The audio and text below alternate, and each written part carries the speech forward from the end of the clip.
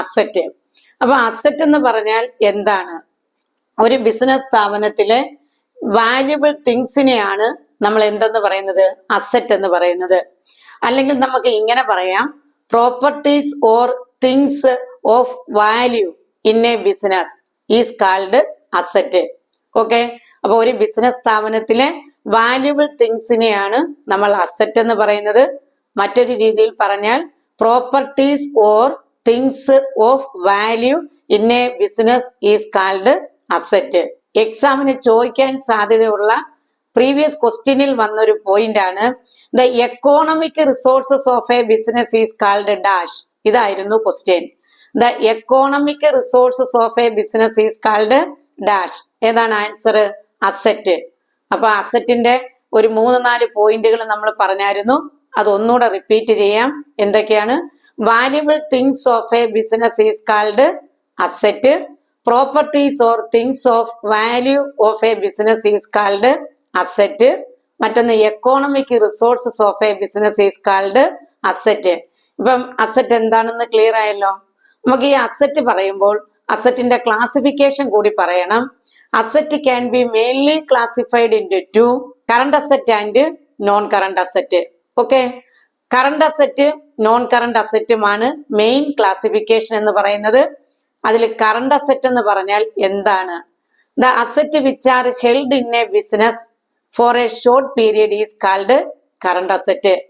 The asset which can be converted into cash within short period within 1 year is called current asset.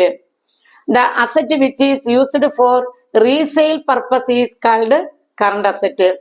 The asset which is used for business purpose is called current asset. Clear ആയോ?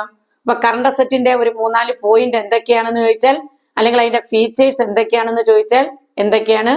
The asset which are held in a business for a short period is called current asset. The asset which are easily converted into cash within a year അല്ലെങ്കിൽ within 1 year is called current asset. The asset which are used for resale purpose, വീണ്ടും വിൽക്കാം എന്നുള്ള ഉദ്ദേശത്തോടു കൂടി ചെയ്യുന്ന ഉള്ള അസറ്റുകളെയാണ് നമ്മൾ എന്തെന്ന് പറയുന്നത്? കറണ്ട് അസറ്റ് എന്ന് പറയുന്നത്. The asset which are used for business purpose, അതായത് ആ കറണ്ട് അസറ്റുകൾ മേടിക്കുക, വിൽക്കുക, അല്ലെങ്കിൽ അത് പ്രോഡക്റ്റ് ആക്കി മാറ്റുക, അത് വീണ്ടും ക്യാഷ് ആക്കി മാറ്റുക, ഇതാണ് ആ ബിസിനസിന്റെ ജോലി എങ്കിൽ അത് കറണ്ട് അസറ്റാ. നമുക്കൊരു എക്സാമ്പിൾ പറഞ്ഞു കഴിഞ്ഞാല്, കുട ഉണ്ടാക്കുന്ന ബിസിനസ്. അതിലേക്ക് വേണ്ടിയിട്ട് നമ്മൾ കുറച്ച് റോ മെറ്റീരിയൽസ് മേടിച്ചു. ആ കുട ഉണ്ടാക്കാൻ വേണ്ടിയിട്ടുള്ള അതിന്റെ കമ്പി, അതിന് വേണ്ടുന്ന ക്ലോത്ത്, അതിന്റെ ആക്സസറീസ്, ഇതെല്ലാം നമ്മൾ മേടിച്ചു. ഇതിനെ നമുക്ക് എന്തെന്ന് വിളിക്കാം? കറണ്ട് അസറ്റിന്റെ കാറ്റഗറിയിൽ പറയാം. ഇതൊക്കെ സ്റ്റോക്കാ, ഇത് റോ മെറ്റീരിയലാ, ഇത് കറണ്ട് അസറ്റാ. ഇത് നമ്മൾ നമ്മുടെ ഉദ്ദേശം എന്താണ്? ഇത് വെച്ച് നമുക്ക് ഫിനിഷ്ഡ് പ്രോഡക്റ്റ് ഉണ്ടാക്കി വിൽക്കുക എന്നുള്ളതാ, അല്ലയോ? അത് നമ്മൾ ഒരു വർഷത്തിനകത്ത് വെച്ച് നമുക്ക് എന്ത് ചെയ്യാൻ പറ്റണം? അത് കൺവേർട്ട് ചെയ്ത് ക്യാഷ് ആക്കി മാറ്റാനായിട്ട് പറ്റണം. ഇതിനെയാണ് നമ്മൾ എന്തെന്ന് പറയുന്നത്? കറണ്ട് അസറ്റ് എന്ന് പറയുന്നത്. ഇപ്പൊ ക്ലിയർ ആയല്ലോ കറണ്ട് അസറ്റ് എന്താണെന്ന്? എക്സാമിന് ചോദിക്കാൻ സാധ്യതയുള്ള 2 പോയിന്റ് എന്ന് പറയുന്നത് ഇതാണ്. The asset which are used for resale purpose is called എന്താണ്? Current asset. അല്ലെങ്കിൽ the asset which is used for business purpose, അതെന്താണ്? Current asset. ക്ലിയർ ആയല്ലോ? ഇനി കറണ്ട് അസറ്റുകൾ ഏതൊക്കെയാണെന്ന് നമുക്കൊന്ന് പറയാം. കറണ്ട് അസറ്റുകൾ ഏതൊക്കെയാണ്? സ്റ്റോക്ക്. പ്രധാനമായും നമുക്ക് പറയേണ്ടത്, ആദ്യം നമ്മൾ പറയേണ്ടത് ഓർഡറിൽ പറയുകയാണെങ്കിൽ cash in hand, cash at bank, stock, sundry debtors, bills receivable, prepaid expense, accrued income. ഇത് ഇത്രയുമാണ് നമ്മൾ ഏതിൽ പറയുന്നത്? കറണ്ട് അസറ്റുകളിൽ പറയുന്നത്. ക്ലിയർ ആയോ? ഏതൊക്കെയാന്നാ പറഞ്ഞത്? ക്യാഷ് ഇൻ ഹാൻഡും ക്യാഷ് അറ്റ് ബാങ്കും ഓൾറെഡി നിങ്ങൾക്കറിയാം. നമ്മൾ കറണ്ട് അസറ്റ് പറഞ്ഞുകൊണ്ട് വന്ന എന്താണ്? The asset which R convertible into cash within 1 year എന്നാ. അപ്പൊ ക്യാഷ് ആക്കി മാറ്റാൻ പറ്റുന്നെന്ന് പറയുമ്പോൾ ക്യാഷ് തന്നെ എന്താണ്? കറണ്ട് അസറ്റ് ആണ്. അപ്പൊ cash in hand, cash at bank, അതുപോലെ തന്നെ പിന്നെ ഏതാണ്? Sundry debtors, stock, bills receivable, പിന്നെ ഏതാ പറഞ്ഞ പ്രീപെയ്ഡ് എക്സ്പെൻസുകൾ, അതുപോലെ തന്നെ പിന്നെ അക്രൂഡ് ഇൻകം. ഇത് ഇത്രയുമാണ് ഏതെന്ന് പറയുന്നത്? കറണ്ട് അസറ്റ് എന്ന് പറയുന്നത്. അടുത്ത നമുക്ക് പറയേണ്ടത് നോൺ കറണ്ട് അസറ്റാ. നമ്മൾ പറഞ്ഞു അസറ്റുകളെ രണ്ടായി ക്ലാസിഫൈ ചെയ്യാം, കറണ്ട് അസറ്റ് എന്നും നോൺ കറണ്ട് അസറ്റ് എന്നും. ഓക്കെ, ഇതില് നോൺ കറണ്ട് അസറ്റ് എന്ന് പറയുമ്പോൾ ഏതൊക്കെയാണെന്ന് ചോദിച്ചാൽ ഫിക്സഡ് അസറ്റുകൾ അതിൽ വരും, ടാഞ്ചിബിളും ഇൻടാഞ്ചിബിളുമായിട്ടുള്ളത് വരും, അതുപോലെ തന്നെ ഫിക്റ്റീഷ്യസ് അസറ്റുകൾ വരും, വേസ്റ്റിംഗ് അസറ്റുകൾ വരും. ഇത് ഇത്രയും ഏതിനകത്ത് നമുക്ക് പറയാം? നോൺ കറണ്ട് അസറ്റ് എന്നുള്ളതിനകത്ത് പറയാം. ഓക്കെ, അതിൽ ആദ്യത്തത് ഫിക്സഡ് അസറ്റ്. ഫിക്സഡ് അസറ്റ് എന്ന് പറഞ്ഞാൽ asset which are held for long period. Long പീരീഡിലേക്ക്, ദീർഘകാലത്തേക്ക് ഉപയോഗിക്കുന്ന അസറ്റുകളെയാണ് നമ്മൾ ഫിക്സഡ് അസറ്റുകൾ എന്ന് പറയുന്നത്. The asset which are held in a business for a long period. Long പീരീഡിലേക്ക് ഒരു ബിസിനസ് സ്ഥാപനത്തിലുള്ള അസറ്റുകളെയാണ് നമ്മൾ എന്തെന്ന് പറയുന്നത്? ഫിക്സഡ് അസറ്റ് എന്ന് പറയുന്നത്. നമുക്ക് ഹെൽഡ് എന്ന് പറയാം, അല്ലെങ്കിൽ യൂസ് എന്നും പറയാം. The asset which are used in a business for a long period is called ഏതാണ്? ഫിക്സഡ് അസറ്റുകളാ. ക്ലിയർ ആയല്ലോ? ഈ ഫിക്സഡ് അസറ്റുകളുടെ ഒരു പ്രത്യേകത എന്ന് പറയുന്നത് എന്താണ്? ഇത് ബിസിനസ് പർപ്പസ് അല്ല, എന്ന് വെച്ചാൽ ഇത് തന്നെയല്ല അവരുടെ ബിസിനസ്. ഫിക്സഡ് അസറ്റുകൾ മേടിക്കുക വിൽക്കുക എന്ന് പറയുന്നതല്ല അവരുടെ എന്തെന്ന് പറയുന്നത് പർപ്പസ്. ഇത് അവിടെ ഉപയോഗിക്കുന്നതാ, ബിസിനസ്സിൽ ദീർഘകാലം കൊണ്ട് ഉപയോഗിക്കുന്നതാണ് ഏതെന്ന് പറയുന്നത് ഫിക്സഡ് അസറ്റ് എന്ന് പറയുന്നത്. It is not for resale purpose and it is not for business purpose. ഇത് ബിസിനസിന്റെ പർപ്പസോ എന്ന് വെച്ചാൽ ഇത് തന്നെ അല്ല അവരുടെ ബിസിനസ്, ഇത് അവര് റീസെയിലിന് വേണ്ടി മേടിക്കുന്നതല്ല. അങ്ങനെയുള്ള അസറ്റുകളെയാണ് നമ്മൾ എന്തെന്ന് പറയുന്നത്? ഫിക്സഡ് അസറ്റുകൾ എന്ന് പറയുന്നത്. ഫിക്സഡ് അസറ്റുകൾക്ക് എക്സാമ്പിൾ പറഞ്ഞാൽ ഏതൊക്കെ പറയാം? Furniture, land and building, plant and machinery, ഇങ്ങനെ തുടങ്ങിയിട്ടുള്ളതെല്ലാം എന്താണ്? ഫിക്സഡ് അസറ്റാ. നിങ്ങൾക്കറിയാമല്ലോ, ഒരു ബിസിനസ് നടന്നു പോകണമെങ്കിൽ ഈ പറയുന്ന അസറ്റുകൾ ഉണ്ടെങ്കിൽ മാത്രമേ ഒരു ബിസിനസ് അവിടെ എന്ത് ചെയ്യാൻ പറ്റത്തുള്ളൂ? റൺ ചെയ്യാൻ പറ്റൂ. അങ്ങനെയുള്ള അസറ്റുകളാണ് ഫിക്സഡ് അസറ്റ് എന്ന് പറയുന്നത്. ഈ അസറ്റുകളെ നമ്മൾ വാല്യൂ ചെയ്യുന്നത് എങ്ങനെയാണെന്ന് ചോദിച്ചാൽ എങ്ങനെയാണ്? Cost less depreciation. Fixed asset are valued at cost less depreciation. ഇപ്പൊ ഫിക്സഡ് അസറ്റിനെ പറ്റി ഒരു ധാരണയായല്ലോ. അടുത്ത നമുക്ക് പറയാനുള്ള നോൺ കറണ്ട് അസറ്റിനകത്ത് പറയുന്ന ഒരു കാറ്റഗറിയാണ് ഏത്? ടാഞ്ചിബിൾ ആൻഡ് ഇൻടാഞ്ചിബിൾ അസറ്റ് എന്ന് പറയുന്നത്. ഈ ടാഞ്ചിബിൾ അസറ്റ് എന്ന് പറഞ്ഞു കഴിഞ്ഞാൽ നമുക്ക് കാണാനും കേൾക്കാനും തൊടാനും ഒക്കെ പറ്റുന്ന അസറ്റുകളെയാണ് നമ്മൾ എന്തെന്ന് പറയുന്നത്? ടാഞ്ചിബിൾ എന്ന് പറയുന്നത്. അത് നമ്മൾ ഫിക്സഡ് അസറ്റിൽ പറയുന്നത് തന്നെയാണ് ടാഞ്ചിബിൾ അസറ്റ് എന്ന് പറയുന്നത്. ഓക്കെ, അതായത് we can see and touch, we can see and touch such assets are called ഏതാണ്? Tangible asset. ഇനി നമ്മൾ അതിന്റെ എക്സാമ്പിൾ പറയേണ്ട കാര്യമില്ല, കാരണം അത് ഫിക്സഡ് അസറ്റിനകത്ത് പറഞ്ഞിട്ടുണ്ട്. ഓക്കെ, അടുത്ത് നമുക്ക് പറയാനുള്ളത് ഏതാ? Intangible assets. ഏതാണ്? Intangible asset. ഏറ്റവും പ്രധാനപ്പെട്ട അസറ്റുകളാണ് എന്ന് പറഞ്ഞാൽ ക്വസ്റ്റ്യൻ ചോദിക്കാൻ സാധ്യതയുള്ള അസറ്റ്സുകളാണ് ഏതെന്ന് പറയുന്നത്? ഇൻടാഞ്ചിബിൾ അസറ്റ്സ് എന്ന് പറയുന്നത്. The asset which cannot be seen or touch. നമുക്ക് തൊടാനോ കാണാനോ പറ്റാത്ത അസറ്റുകളെയാണ് ഇൻടാഞ്ചിബിൾ അസറ്റ് എന്ന് പറയുന്നത്. The invisible assets are called intangible asset. Intangible അസറ്റുകൾ എന്ന് പറഞ്ഞാൽ നമുക്ക് എന്ത് ചെയ്യാൻ പറ്റില്ല? കണ്ണുകൊണ്ട് കാണാനോ കൈകൊണ്ട് തൊടാനോ നമുക്ക് പറ്റത്തില്ല. We can feel only. നമുക്ക് എന്ത് ചെയ്യാനേ പറ്റൂ? അത് ഫീൽ ചെയ്യാനേ പറ്റൂ. അത് ഉണ്ട് എന്ന് നമുക്ക് അനുഭവിക്കാൻ മാത്രമേ പറ്റൂ. അതാണ് ഏതെന്ന് പറയുന്നത്? ഈ പറഞ്ഞ ഇൻടാഞ്ചിബിൾ അസറ്റ് എന്ന് പറയുന്നത്. ക്ലിയർ ആയോ?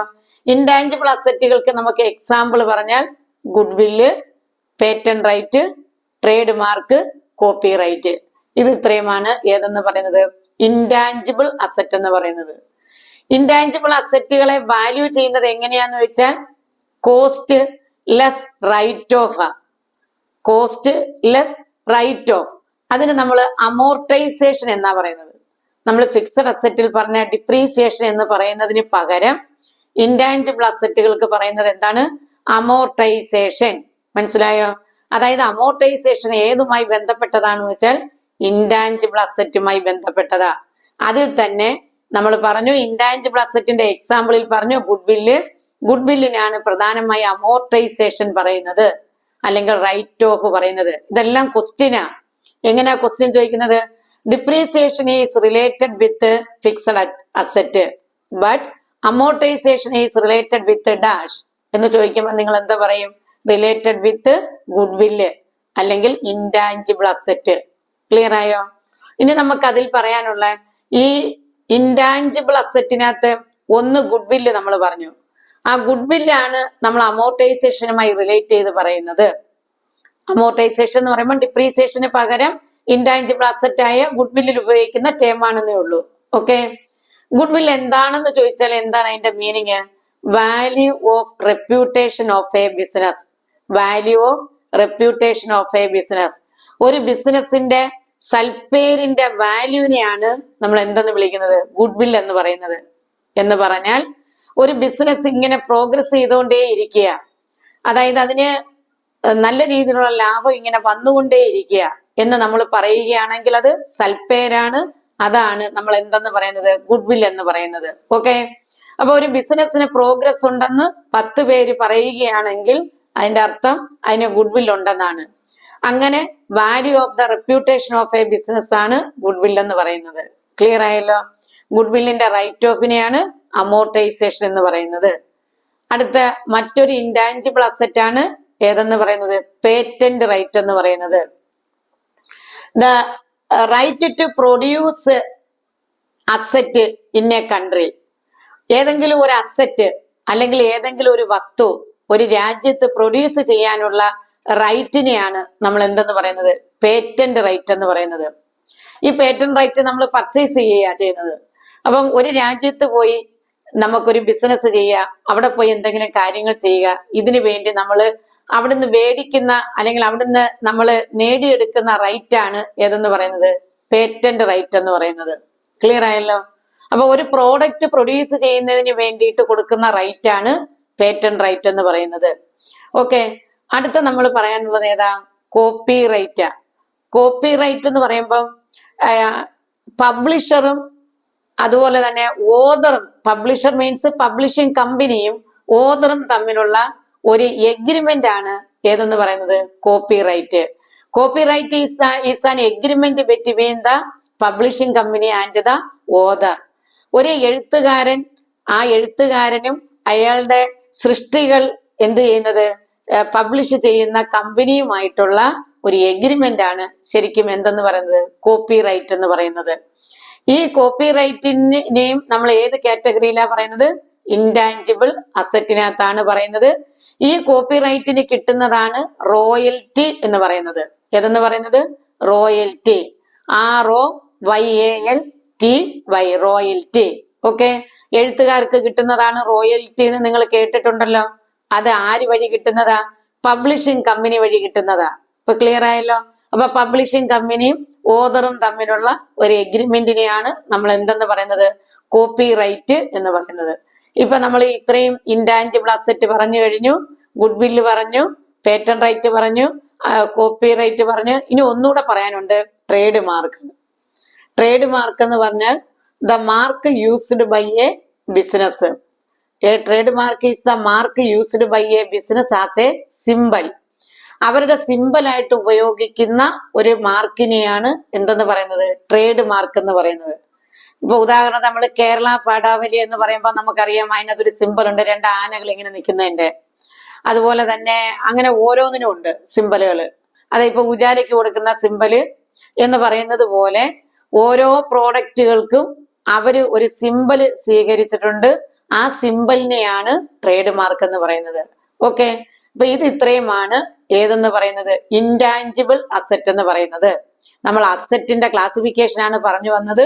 അതിൽ കറണ്ട് അസറ്റുകൾ ഏതൊക്കെയാണെന്നും എന്താണെന്നും പറഞ്ഞു. നോൺ കറണ്ട് അസറ്റ് എന്ന് പറഞ്ഞാൽ ഏതൊക്കെയാണെന്ന് പറഞ്ഞു വന്നു. അതിന് നോൺ കറണ്ട് അസറ്റുകളിൽ നമ്മൾ പറഞ്ഞ ക്ലാസിഫിക്കേഷൻ എന്ന് പറയുന്നത് ഫിക്സഡ് അസറ്റ് പറഞ്ഞു, ടാഞ്ചിബിൾ ആൻഡ് ഇൻടാഞ്ചിബിൾ പറഞ്ഞു. അതിൽ ആ ടാഞ്ചിബിൾ എന്താണെന്ന് പറഞ്ഞു, ഇൻടാഞ്ചിബിൾ ആണ് നമ്മൾ പറഞ്ഞു വന്ന goodwill, trademark, patent right, copyright. Clear ആയല്ലോ? അടുത്ത നമുക്ക് പറയാനുള്ള ഇൻടാഞ്ചിബിൾ അസറ്റ് കഴിഞ്ഞാൽ അടുത്ത നോൺ കറണ്ട് അസറ്റിൽ വരുന്നത് ഏതാണ്? Wasting asset. WASTING, wasting asset. Wasting asset എന്ന് പറയുന്നത് the asset which cannot B reproduced again.